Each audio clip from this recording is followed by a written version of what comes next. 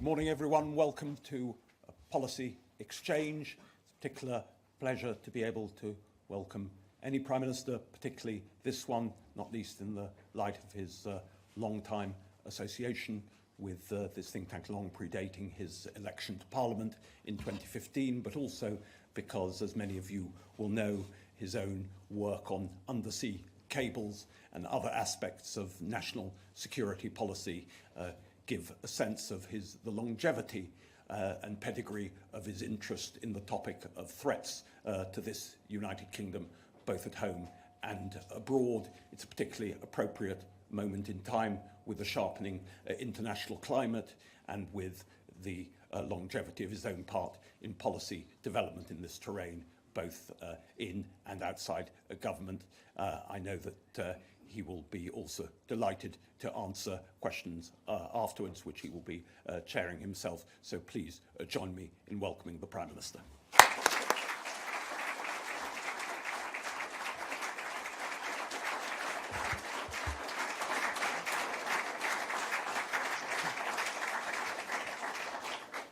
Well, Dean, thank you for that warm welcome and your superb leadership of Policy Exchange. As you said, as a proud alumnus, I'm truly delighted to be back. Now, at some point in the second half of this year, we will all go to the polls and make a choice. Not just about Conservatives versus Labour or Sunak versus Starmer. It will be a choice between the future and the past. Now, I remain confident that my party can prevail, not because of our record alone, but because we will be the only party really talking about the future. And not with vague, lofty platitudes, but with bold ideas and a clear plan that can change our society for the better and restore people's confidence and pride in our country. Now, I feel a profound sense of urgency because more will change in the next 5 years than in the last 30. I'm convinced that the next few years will be some of the most dangerous, yet the most transformational that our country has ever known. So the question we face today is this: who has the clear plan and bold ideas to deliver a secure future for you and your family? The dangers that threaten our country are real. They're increasing in number. An axis of authoritarian states like Russia, Iran, North Korea and China is working together to undermine us and our values. War has returned to Europe, with our NATO allies warning that if Putin succeeds in Ukraine, they might be next. War rages too in the Middle East, as Israel defends itself, not only against the terrorists of Hamas, but a barrage of missiles fired for the first time directly from Iran. Right now in Africa, conflicts are being fought in 18 different countries. And Putin's recklessness has taken us closer to a dangerous nuclear escalation than at any point since the Cuban Missile Crisis. Now, these are not faraway problems. Iranian proxies are firing on British ships in the Red Sea, disrupting goods destined for our high street. Here at home, China has conducted cyber targeting of our democratically elected MPs. Russia has poisoned people with chemical weapons. And when Putin cut off the gas supplies, it had a devastating impact on people's lives and threatened our energy security. And in this world of greater conflict and danger, 100 million people are now displaced globally. Countries like Russia are weaponizing immigration for their own ends, and criminal gangs keep finding new routes to across European borders. Illegal migration is placing an intolerable strain on our security and our sense of fairness. And unless we act now and act boldly, this problem is only going to grow. Extremists are also exploiting these global conflicts to divide us. People are abusing our liberal democratic values, the freedom of speech, right to protest, to intimidate, threaten, and assault others, to sing anti-Semitic chants on our streets and our university campuses, and to weaponize the evils of anti-Semitism or anti-Muslim hatred in a divisive, ideological attempt to set Britain against Britain. And from gender activists hijacking children's sex education to cancel culture, vocal and aggressive fringe groups are trying to impose their views on the rest of us. They're trying to make it morally unacceptable to believe something different and undermine people's confidence and pride in our own history and identity. Scottish nationalists are even trying to tear our United Kingdom apart. But for all the dangers ahead, few are felt more acutely than people's sense of financial insecurity. We've been pounded by a series of once-in-a-generation shocks, the worst international financial crisis since the Great Depression in the 1930s, the first global pandemic since the Spanish flu in 1918, the biggest energy shock since the 1970s. Global forces, yet they are hitting our living standards here at home. We must be prepared strategically, economically, with robust plans and greater national resilience to meet this time of instability with strength. And people's sense of insecurity is only heightened by the fears about new technologies like AI. When the IMF says 40% of jobs could be affected, or hundreds of leading experts say the risk could be on a par with pandemics or nuclear war, and when children are exposed to bullying, sexualized content, or even self-harm online, people want to know that they've got someone in charge who understands these dangers, because only if you understand what is happening can you be trusted to keep us safe. But the paradox of our age is that for all the profound dangers that we face right now, we also hold in our hands an opportunity for human progress that could surpass the Industrial Revolution in speed and breadth. Technologies like AI will do for the 21st century what the steam engine and electricity did for the 19th. They'll accelerate human progress by complementing what we do, speeding up the discovery of new ideas, and by assisting almost every aspect of human life.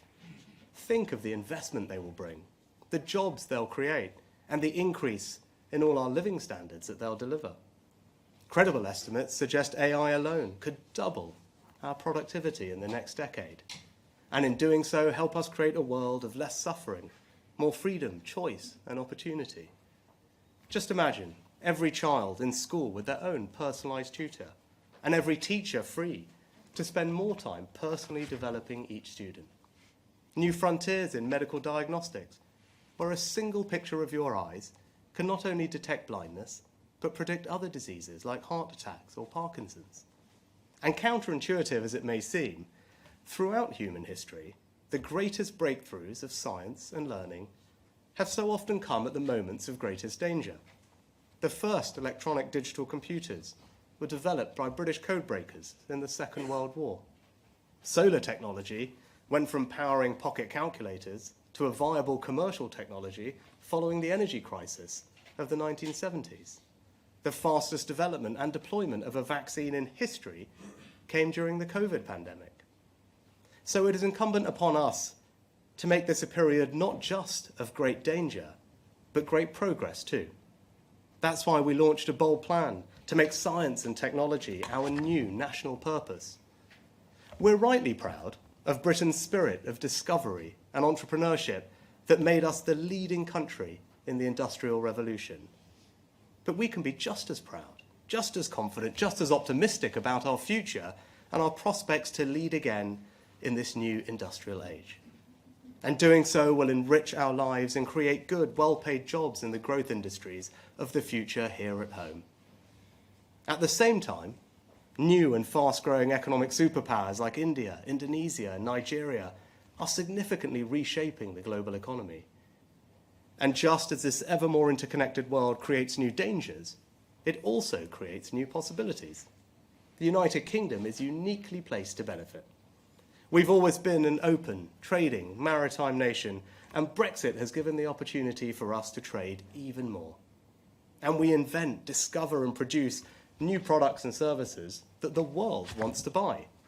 From aircraft wings in Filton, to financial services in Glasgow, to incredible cultural exports like film, music, and TV, or sports like the Premier League. Everywhere from rural Kenya to the cityscapes of South Korea, people stay up at all times of the day and night to watch their favourite British team.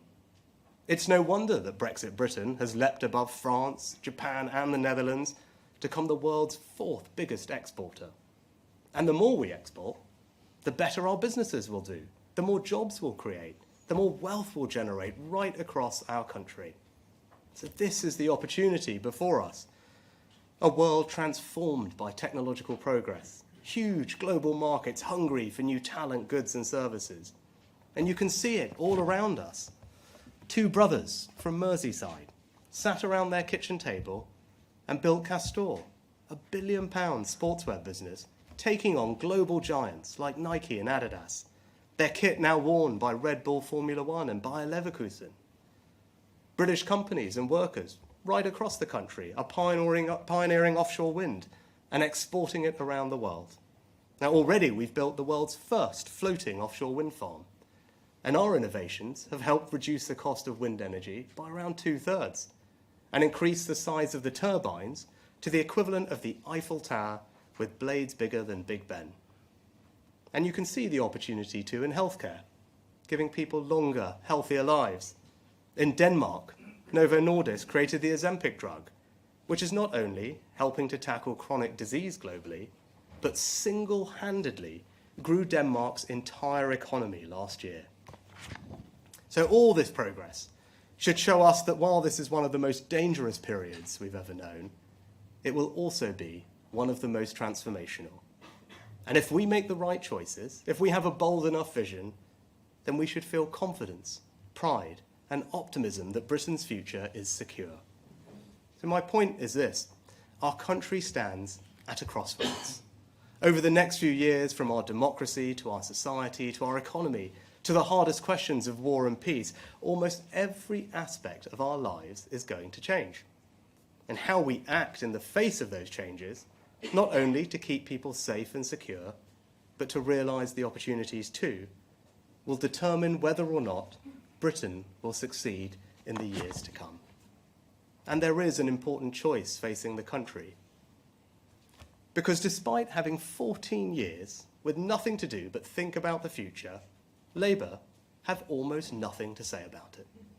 No plans for our border, no plans for our energy security, no plans for our economy either, and no principles either.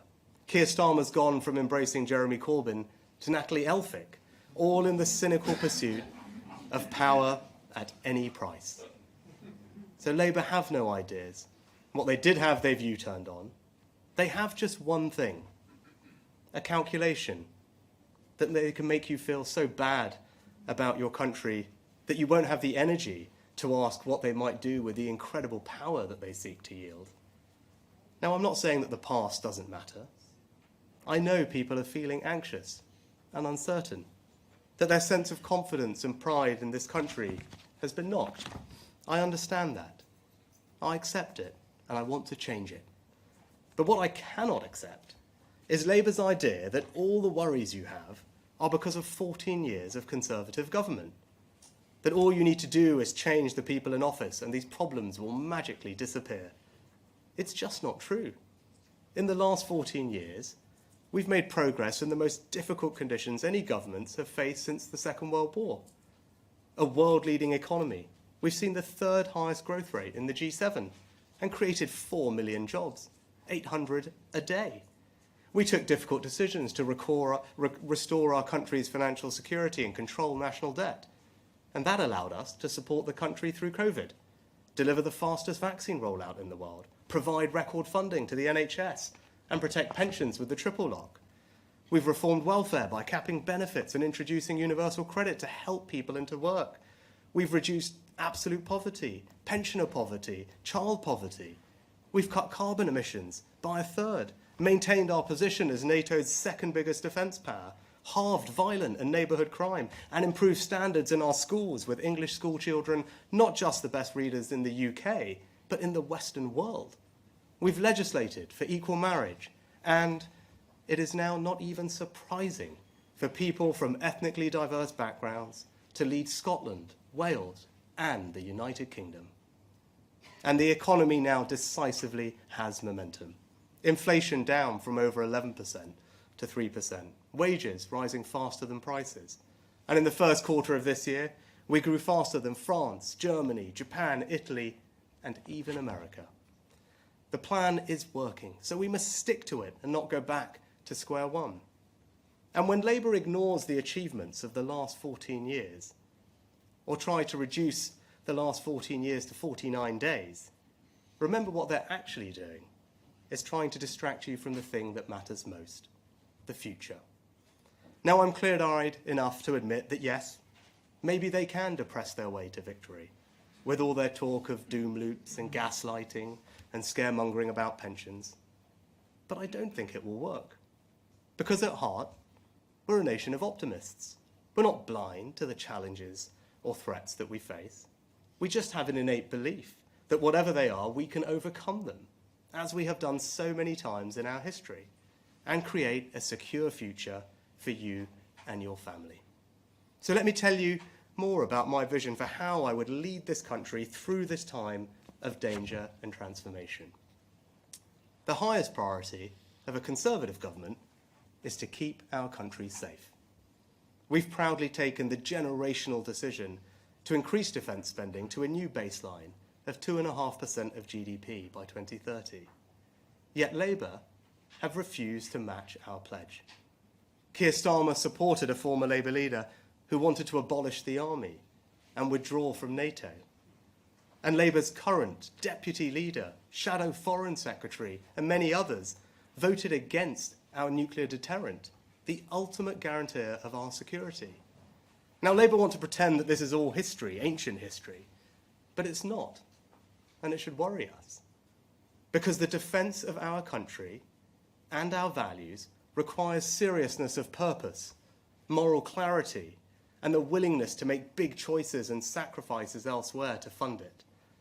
Either you believe the world is more dangerous, or you don't. Either you have the strength to lead, or you don't. And yes, the global displacement of 100 million people is a new and defining challenge of our age, but we can and will protect ourselves against illegal migration. Because only we Conservatives have the strength to challenge conventions and do something different about it. Tinkering just won't work. That's why we're pioneering the Rwanda scheme. And so when people see that if they come here illegally, they will be swiftly detained and removed, they will be deterred from making that perilous journey, stopping the boats and saving thousands of lives. Now, I know that our international frameworks are outdated, so there may be flashpoints ahead with the ECHR. And if the Strasbourg court make me choose between the ECHR and this country's security, I will choose our country's security every single time.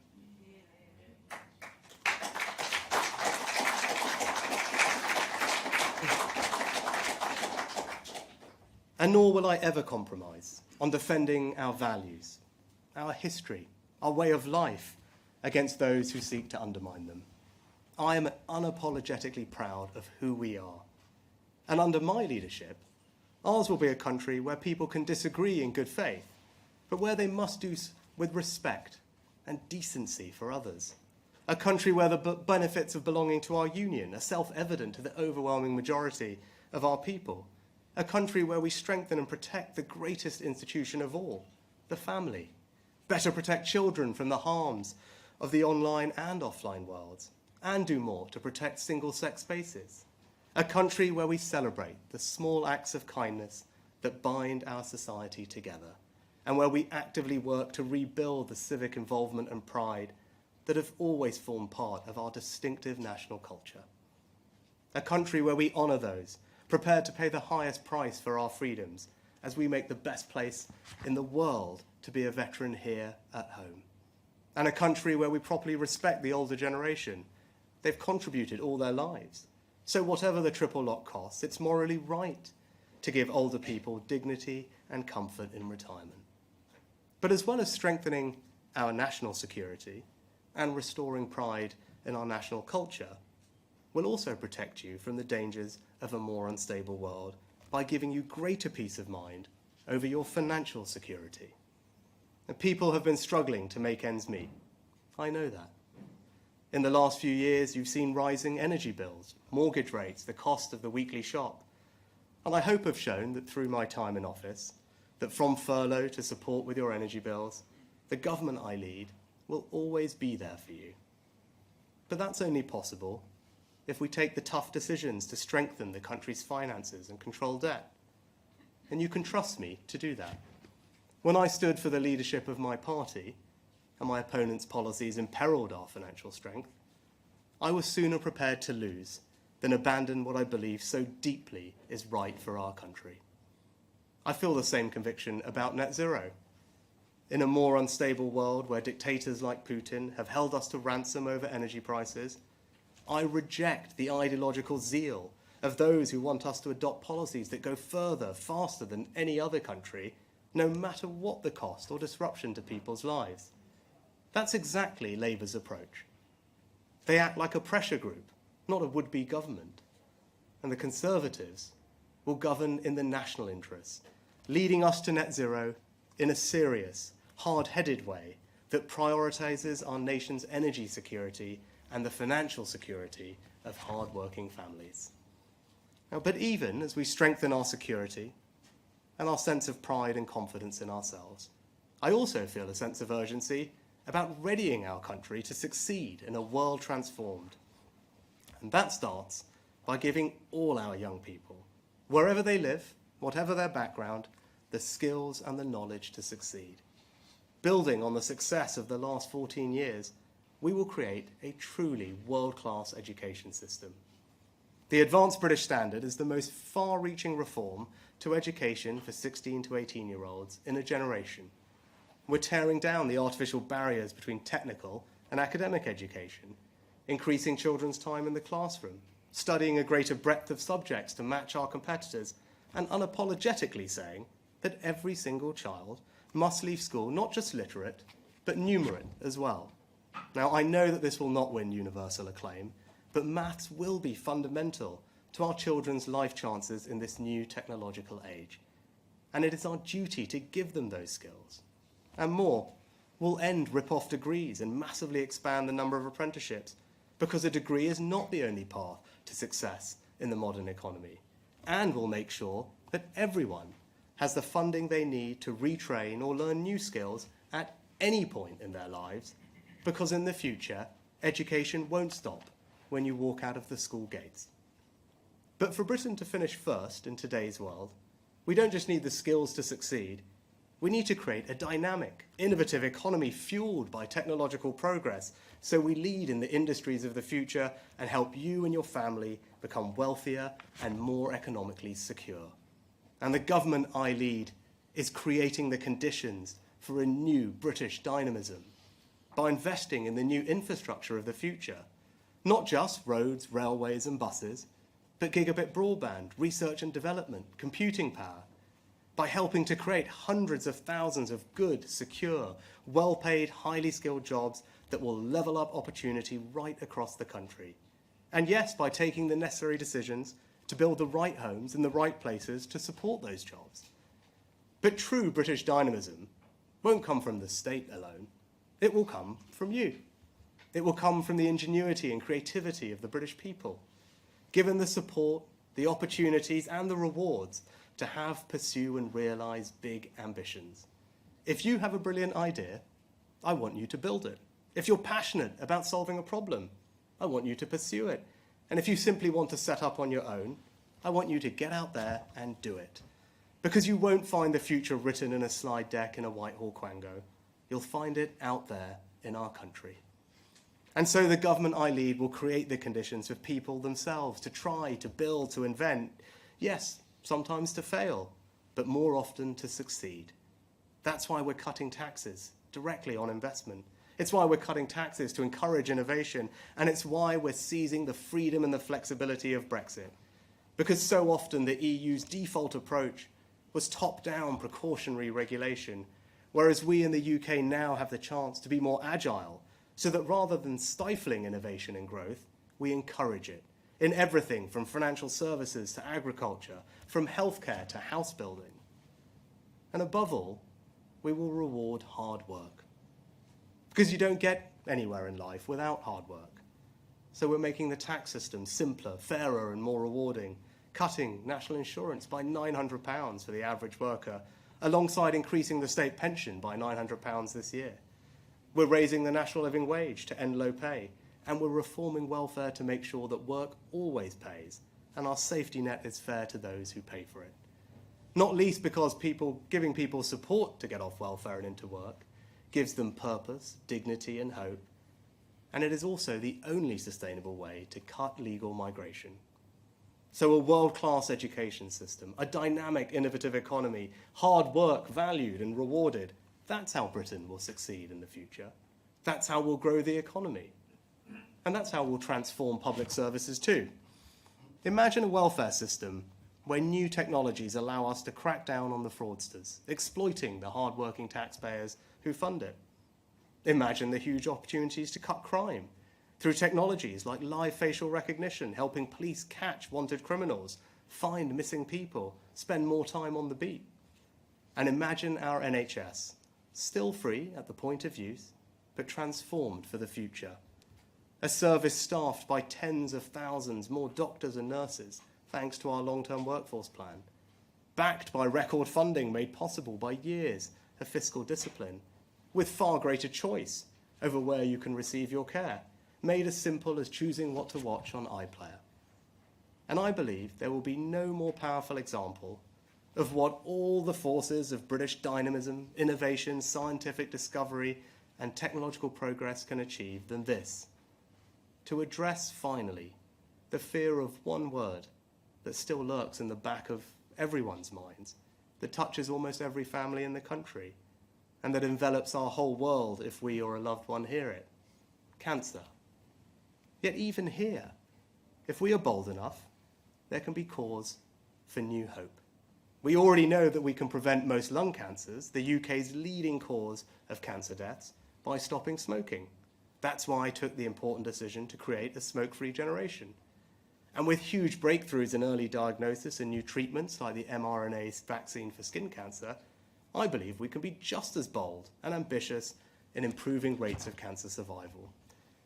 Because if we can bring together my vision of a country transformed with our world-class education system that trains PhD oncologists and apprentice lab technicians, and our dynamic economy that attracts investors and incubates the billion-pound biotech businesses of the future, our post-Brexit regulatory freedoms to approve trials in a safe but faster way, and the scale of our NHS to help us research and trial those new drugs in a way that no other country can, then just one example of the incredible achievements this country can make would be to make a generational breakthrough against this cruel disease and fundamentally change what it will mean for our children and grandchildren to hear the word cancer.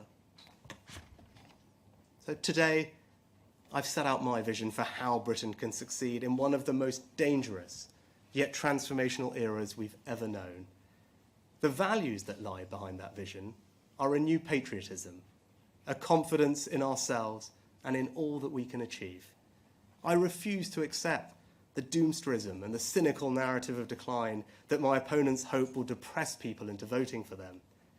And I reject those who insidiously question our history and our identity. I believe in that innate confidence in ourselves that has always run through our island story. And just as we're proud of all that we created, invented, and discovered in our past, so we can be confident and optimistic about what we will achieve in our future. My pledge to you is that I will create the conditions to make that possible, to help you fulfill your ambitions, to build the world-class education system that gives our children the skills they need to succeed no matter where they started in life, to create that dynamic, innovative economy that will give you the opportunity of a wealthier, more financially secure life for you and your family, to restore our sense of civic pride and national cohesion so that we can be secure in the knowledge that we are all on the same side. And above all, you can trust me to keep you and your family safe and secure from the threats we face at home and abroad. There are storms ahead. The dangers are all too real. But Britain can feel proud again. Britain can feel confident again, because with bold action and a clear plan, we can and we will create a secure future. Thank you.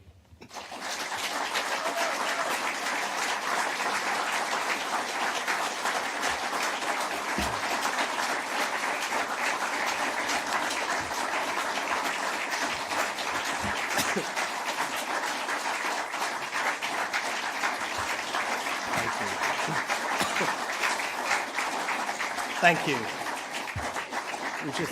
Thank you. Very kind. Thank you very much. We just turned to some questions from the media. If I could start with The Sun, please. Thank you, Prime Minister. Harry Cole from The Sun. You mentioned our secure future and defence spending and security being on the ballot paper. But when the Tories took power in 2010, defence spending was running at 2.47% of GDP. In 2015, after the annexation of Crimea, that fell to 2.03%. Despite your uplift as Chancellor, it's still lower today as a percentage than when your party took office 14 years ago. And it won't hit 2.5% until a long time after the next election. So you talk of all these profound dangers, but aren't you coming to this far too late? And how can voters really believe that your security is safe in the Tories when they look at the last 14 years of spending? So, Harry, I could just completely reject the premise of what you said. When the last Conservative government came into office in 2010, the country was bankrupted. Everyone remembers the note that was left, that was no money left. And that government, my predecessors, had to make some pretty tough choices. But they decided, rightly, to prioritise defence spending. And it maintained 2% of GDP since 2010 for a decade, which was the NATO standard that actually the UK pioneered at the summit in Wales in 2014. And if you look at that last 10 years, we have remained one of the few countries in NATO to meet that 2% standard. We've remained the largest defence power in Europe and the second largest in NATO behind the US. So actually I'm applauding and I'm grateful to my predecessors, including David Cameron, for making that difficult decision. I'm not sure it's a decision that the Labour Party would have made because they're not making that decision today. And that's the question going forward, is the choice in the future. You've got a party that you've always been able to trust with defence, and you can trust them and trust me when we think about the future, because sadly we are living in the most dangerous time that we've seen since the Cold War, and I believe that the next few years will be one of the most dangerous times our country has ever lived through. An axis of authoritarian states, Iran, Russia, North Korea, China, acting in an assertive way that is threatening our values, threatening our interests abroad and at home in a more interconnected world.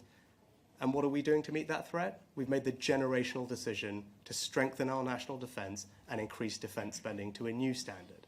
And that's not just all on the come. When I made that announcement a few weeks ago, it was coupled with an instant increase in our defence spending of £500 million to support Ukraine, which, as everyone can see from the news today, is absolutely the right imperative, because an investment in Ukraine's security is an investment in our security. We have peace through strength. We have to restore deterrence, and that's why it's imperative that Putin fails. And the question at the election is that choice. Who can you trust to keep you safe in this more dangerous world? Well, you can trust me, you can trust the Conservatives, because we've made that decision. That requires leadership, it requires us to prioritise defence. That's not easy. There were plenty of people who said, well, you should do other things instead. I don't think that's the right thing for our country. But Keir Starmer's made it very clear that he doesn't agree with that. He doesn't agree that this is a more dangerous time that requires us to invest more in defence. Hasn't matched that pledge. This is someone who supported Jeremy Corbyn, who wanted to scrap the army and leave NATO, that you talk about. And as I said, right now, the deputy leader of the Labour Party, the shadow foreign secretary, and multiple other members voted against our nuclear deterrent. That is the ultimate guarantor of our security. So I actually think that choice is very clear, that it is a more dangerous world. Anyone who's pretending to you that it isn't being straight with the public. And the right thing to do for our country in that environment is to increase more in defence. That's the decision we've made, and I'm confident that the country will agree with it. Next, can I go to the Daily Telegraph? Thank you, Prime Minister. Ben Riley-Smith from the Daily Telegraph. You're laying out your election pitch, but you won't tell us when the election is. Can you just be categorical and say you're not going to call an election for July? So, Ben, I've been clear, I think, since right at the beginning of this year, that my working assumption is that we'll have an election in the second half of this year. Now, obviously, this question about election timing is a game that the Labour Party want to play, right? They want to make everything about process and not about substance. But I think the country deserves a more substantive debate than that. And look, when that election campaign does come, when people are considering that choice, I am happy to debate Keir Starmer as many times as he would like on that choice. I'm being very clear. I think this is the most dangerous and transformational time that our country has experienced in generations. That's the choice at the election. That's the substance that we should be debating. Now, I'm clear we are prepared to take the bold action that is necessary, that we have a clear plan that is working to deliver a secure future for everyone in our country. That's what the election should be about. That's the debate that we should be having, not on process and timing. I'm looking forward to those debates when they come. Next, ITV. ITV.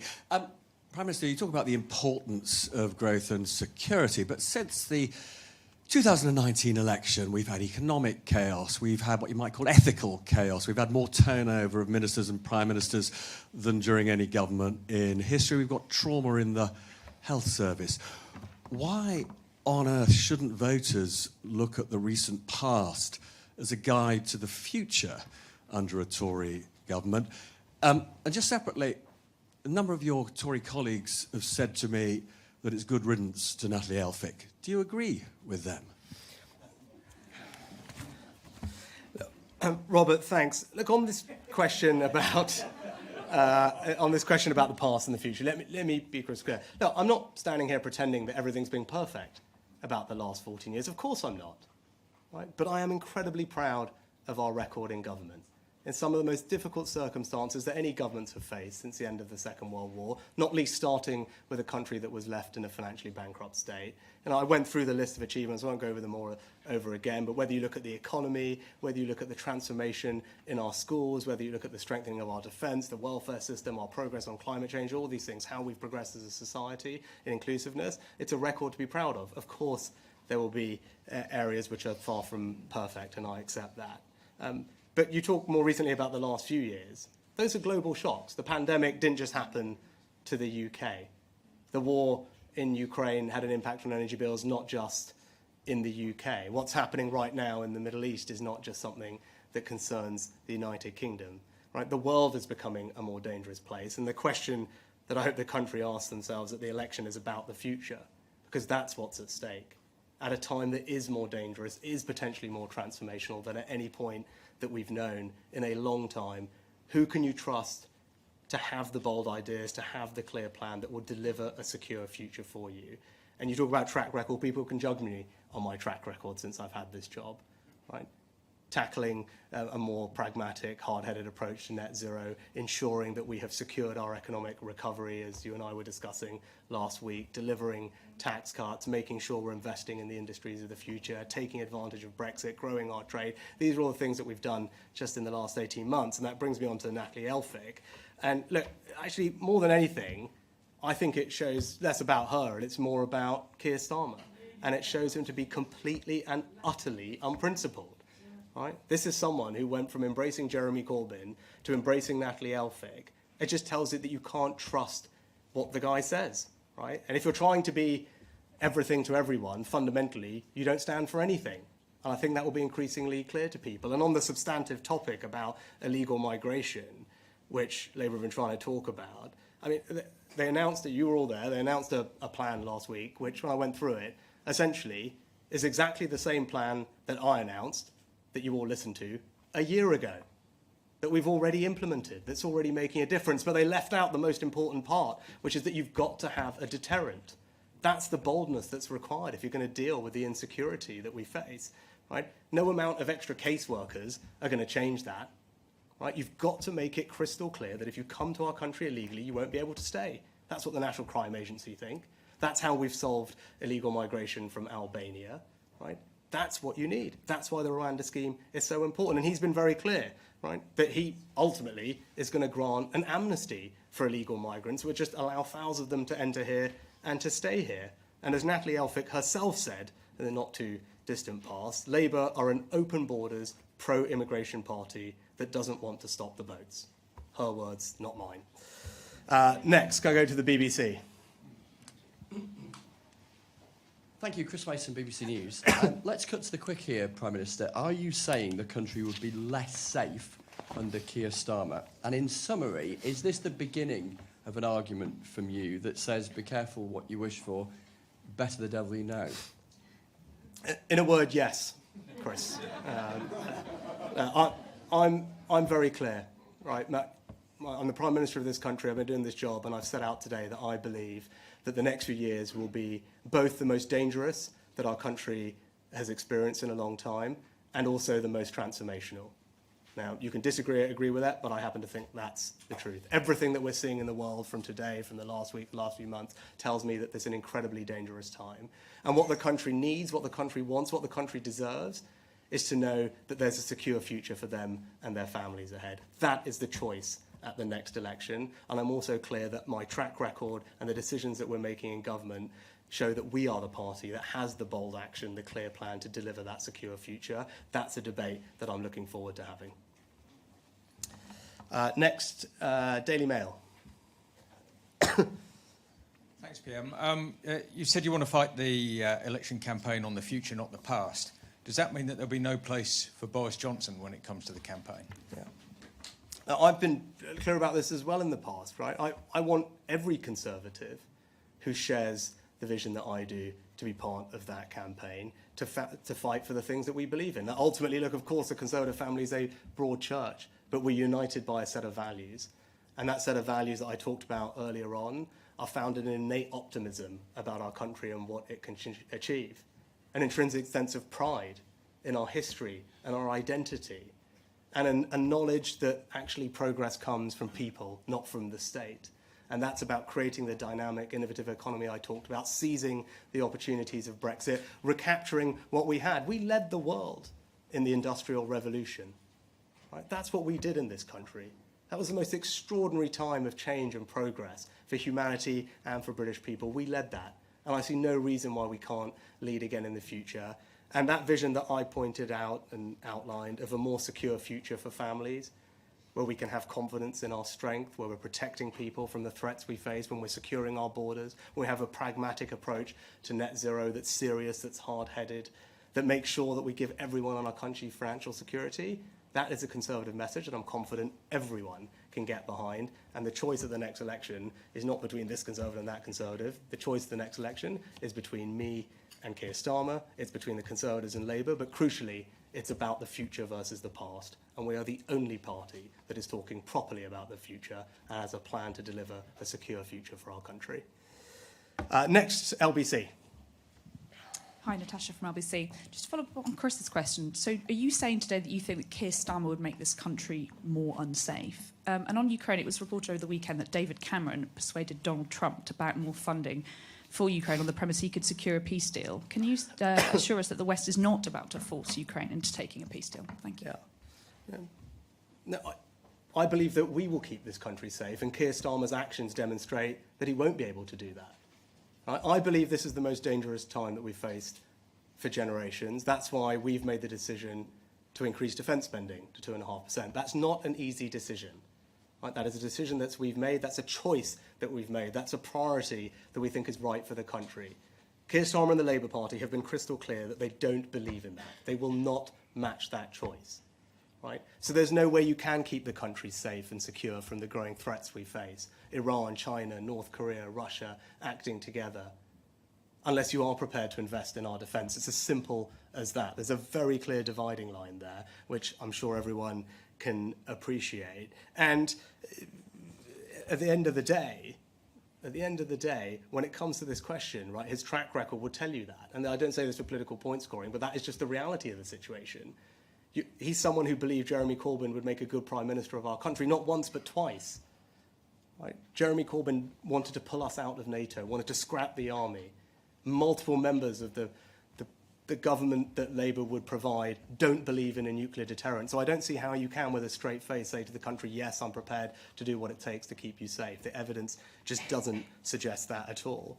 And it's because of that increase in defence spending that I can stand here and provide more support to Ukraine. And not just that, can say that that support to Ukraine will be provided for as long as is necessary to repel Russian aggression. Keir Starmer can't stand here and make that pledge. And actually, Labour Party and Keir Starmer not matching our investment on defence spending emboldens our adversaries. What do you think Putin thinks when he sees that? That he thinks the West isn't prepared to make the tough choices to invest in their security? Because Russia's economy has mobilised for war. He's continuing to be aggressive. We need to meet that aggression with strength and allied strength. And not to comment on individual conversations, but with actions, that's what we're doing. We've always led in NATO. The 2014 summit here in the UK, we set the 2% pledge, one of the few countries to meet it for a decade. And we're doing the same thing again now. A new baseline for NATO, 2.5% of GDP, that yes, other countries, I hope, over time will come to match, because an investment in our collective security is the right thing for this time. And Keir Starmer's inability to say that he will match it emboldens our adversaries and doesn't demonstrate leadership to our allies at exactly the time that that's what we need. Next, could I go to Sky?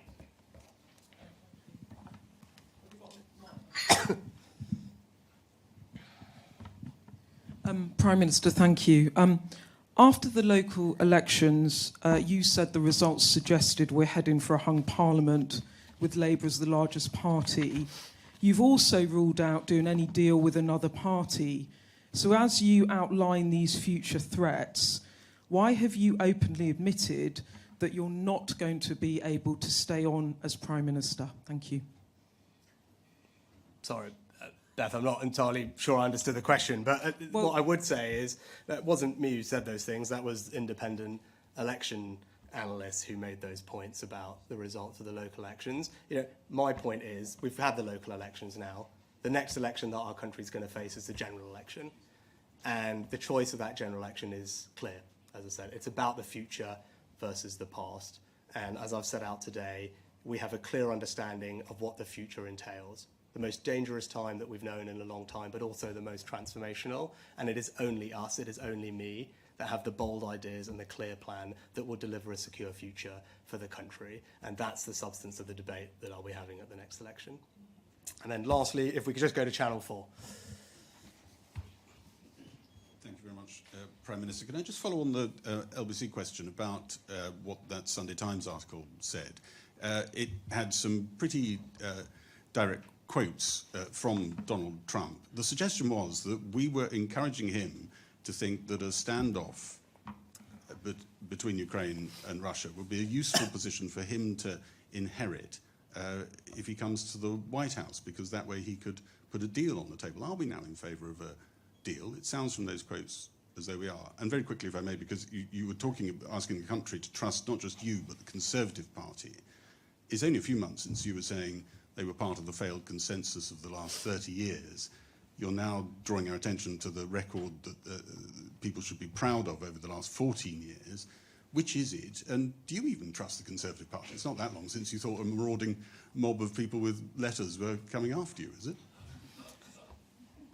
So I haven't seen this Sunday Times article, so forgive me for that. But what I can tell you very clearly is that we have led when it comes to Ukraine, right? My predecessor, Boris Johnson, did that. I've continued that, not just in quantum, but also being the first to provide new capabilities, whether that was tanks, a decision I made, main battle tanks, long-range weapons, first to provide bilateral security assurances for the long term, first to train Ukrainian soldiers. So we have had a track record of leadership under me and my predecessors on that question, which I'm A, proud of, and everyone should be proud of it, but B, that's the right thing to do. Because if you want to strengthen this country's security, we need to re-establish deterrence. Right? An investment in Ukraine's security is an investment in our security. Our NATO allies in Eastern Europe are already worried about the prospect, or if Putin is able to succeed, that they'll be next, with all the consequences that would bring. And it's not just Putin that would be emboldened, it's our adversaries all around the world that are looking at this moment and seeing how we react to it. So in order to have security, we do need to invest more in defence. We do need to support Ukraine. That's what we've consistently done. But also it's right that we talk with our allies about that. And when it comes to the Americans, as I said a couple of weeks ago, is that, you know, whilst we are enormously grateful for the continued support and investment they put into a European security, it's not right to rely on American taxpayers to do that if we're not prepared to make sacrifices for our own security. Now, I am. That's the decision I've made on defence spending. So when I'm in the US or when I talk to Americans, when David Cameron does, when Grant Shapps does, we're able to say we are leading. Right? We are investing more than anyone else in European security. That's the right thing to do. Others need to do the same and ensure that our alliance remains strong. Keir Starmer cannot say that. He cannot say to our American allies or to others that we are leading, that we are investing more in our own security. And that's a clear contrast. And look, on your last question, as I've talked about it previously, and I'll just end on the same point. Right? I'm not for 1 second pretending everything about the last 14 years is perfect. Of course not. Right? It would be wrong to do that. I'm not doing that. But I am proud of the record. I was proud of the record when I made that speech too. Just take one thing, our education reforms, in large part pioneered by a lot of the work that happened here at Policy Exchange. Children from the most disadvantaged backgrounds now more likely to go to university than they were before. The attainment gap before COVID closed. Making sure that our kids are the best readers in the Western world. And again, that didn't happen by accident. It certainly is not happening in Wales, which Labour is in charge of, or in Scotland, where the SNP are in charge of. It happened here in England under a Conservative government. And I've always believed that the closest thing we have to a silver bullet is education. If you can create a world-class education system in the way that I described, that's how you transform people's lives for the better. That's how you give people the opportunity to flourish and build financial security in this new world.